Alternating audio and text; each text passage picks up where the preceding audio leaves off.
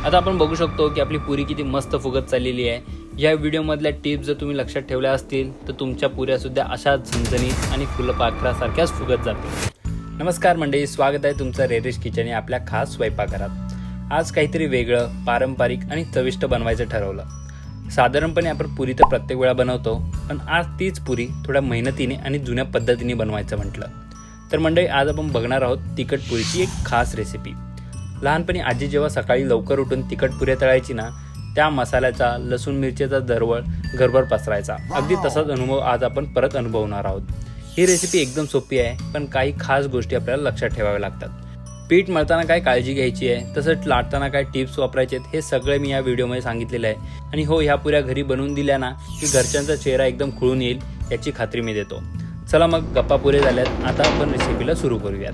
चला तर मग मंडळी सुरू करूयात आपल्या तिखट पुरीच्या पिठाची तयारी।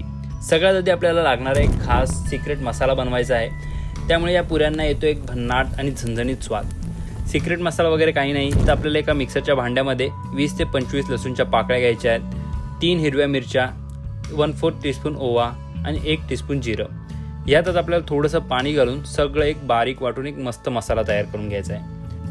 आता आपण बघू शकतो की आपला मसाला तयार झालेला आहे। तर चला आता पुढची मज्जा म्हणजे पीठ मळणं। एका भांड्यामध्ये आपण घेणार आहोत 2 कप गव्हाचं पीठ आणि त्यात घालायचं आहे अर्धा कप तांदळाचं पीठ, जे आपल्या पुऱ्यांना कुरकुरीत बनवेल। दोन्ही पीठ आपल्याला एकदा चांगले मिक्स करून घेऊयात। दोन्ही पीठ मिक्स करत असताना आपल्याला एक छोटीशी युक्ती वापरायची आहे, ज्याने आपल्या पुऱ्या एकदम क्रिस्पी होतील। म्हणजे आपल्याला या पिठाला मोहन द्यायचं आहे। तर त्यासाठी आपण गॅसवरती 2 टेबलस्पून तेल गरम करायला ठेवलं होतं आणि हे गरम तेल आपल्याला थेट पिठामध्ये ओतायचं आहे। पण लक्षात ठेवा की गरम तेल हाताने नाही, तर आधी चमच्याने मिक्स करा। तेल थंड झाल्यावरती आपण मग हाताने एकसंध मिक्स करून घेऊ शकतो। जेवढं नीट मोहन आपलं मिक्स करता येईल तेवढं आपल्याला चांगलं मिक्स करून घ्यायचं आहे। जेवढं मोहन चांगलं मिक्स होईल तेवढंच आपल्या पुऱ्या अजून कुरकुरीत होतील। आता आपलं मोहन चांगलं मिक्स करून झाल्यानंतर आता आपण या पिठामध्ये घालूयात अर्धा टीस्पून हळद, 1 टेबलस्पून लाल तिखट। ह्या लाल तिखटानेच आपल्याला पुऱ्यांना एक चांगला रंग येणार आहे। चवीनुसार मीठ घालूयात, 2 टेबलस्पून पांढरे तीळ आणि अगदी सुरुवातीला बनवलेला लसूणचा मसाला। भरपूर सारी बारीक चिरलेली कोथिंबीर एकत्र मिक्स करून घेऊयात।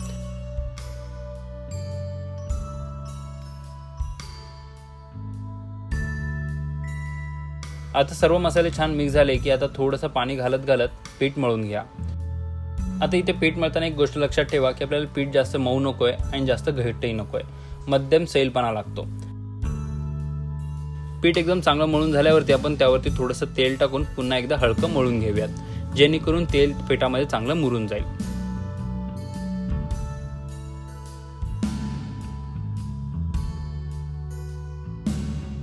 आता हे पीठ आपल्याला झाकून बाजूला ठेवायचं आहे, पण फक्त 10 ते 15 मिनिटच। आपल्याला जास्त वेळ पीठ बाजूला ठेवायचं नाहीये, नाहीतर हे पीठ मऊ होऊ शकतं आणि आपल्या पुऱ्या चांगल्या फुलणार नाहीत। तर मंडळी, पिठाची तयारी एकदम झालेली आहे आणि आता पुढची स्टेप म्हणजे पुऱ्या लाटणं आणि तळणं। पण त्याआधी जर ही आपली खास तिखट पुरीची रेसिपी तुम्हाला आवडत असेल तर वाट कसली बघताय, लगेचच व्हिडिओला लाईक करा, आपल्या रेरिश किचनला सबस्क्राईब करा आणि ही झणझणीत रेसिपी तुमच्या मित्र-मैत्रिणी, नातेवाईकांसोबत लगेचच शेअर करून टाका। पीठ तयार झालेलं आहे, तर आता खरी मजा सुरू होते, ती म्हणजे पुरी लाटणं आणि तळणं। एक छोटासा पिठाचा गोळा घ्या आणि हातात फिरवत त्याला सुंदर गोलाकार आकार द्या। गोळा तयार झाला की तो पोळपाटावर ठेवा आणि हलक्या हाताने लाटून घ्या। लक्षात ठेवा की गोळा बनवत असताना त्यात आपल्याला अजिबात चिरा नकोय, नाहीतर पुरी तळताना त्या फाटू शकतात।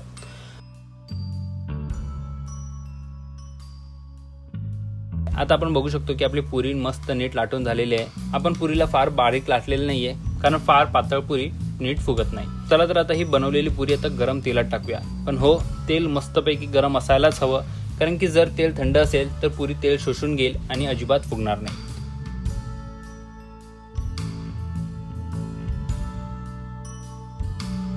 आता आपण बघू शकतो की आपली पुरी किती मस्त फुगत चाललेली आहे। या व्हिडिओमधल्या टिप्स जर तुम्ही लक्षात ठेवल्या असतील तर तुमच्या पुऱ्या सुद्धा अशाच झणझणीत आणि फुलपाखरासारख्याच फुगत जातील।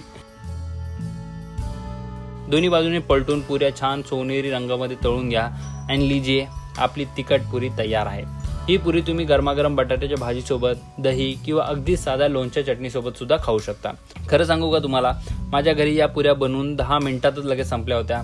सगळ्यांनी 2-2 पुऱ्या जास्तच खाल्ल्या. म्हणजे ही रेसिपी हिटच आहे. म्हणूनच तुम्ही ही तिखट पुरी नक्की ट्राय करून बघा आणि तुमचा अनुभव किंवा काही तुमचे सल्ले असतील किंवा प्रश्न असतील तर नक्की कमेंट सेक्शनमध्ये सांगा.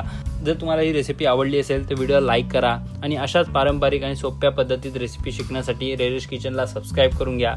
ही रेसिपी सेव्ह करून ठेवा आणि आपल्या मित्रमैत्रिणी, घरच्यांना, शेजाऱ्यांना सगळ्यांना शेअर करा. चला तर मग भेटूयात अशा नवीन आणि खास रेसिपींच्या व्हिडिओमध्ये. तोपर्यंत tata, bye bye, see you in the next video.